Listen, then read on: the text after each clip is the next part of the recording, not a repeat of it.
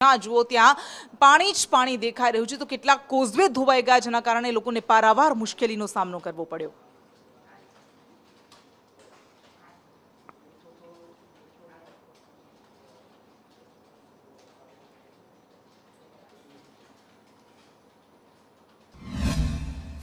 પ્રથમ ભારે વરસાદ વરસતા લીંબડી તાલુકાના ગ્રામ્ય વિસ્તારમાં મુસળધાર વરસાદના કારણે ખેતરોમાં પાણી ભરી રહ્યા છે, જ્યારે સુરેન્દ્રનગર જિલ્લાના ઉપરવાસ વિસ્તારમાં ભારે વરસાદ વરસતા તેનું પાણી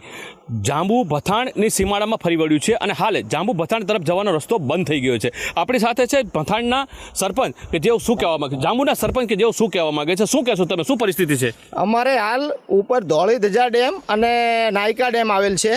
એ બંને ડેમનું પાણી છોડતા જાંબુના ખેડૂતોને બહુ મોટું નુકસાન થયેલ છે, જેનો આ આંક ના કરી શકાય તેવું। ધોળી ધજા ડેમમાંથી પાણી છૂટે એટલે સીધું શિયાળી, જાંબુ, રળોલ, ભથાણ આ બધાય ગામને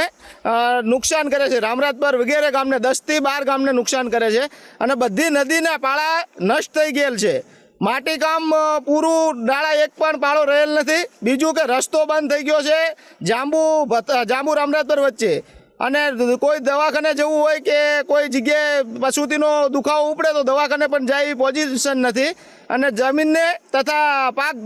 નુકસાની અને જમીન ધોવાણ બહુ મોટું નુકસાન થયેલ છે કે ખેડૂતોને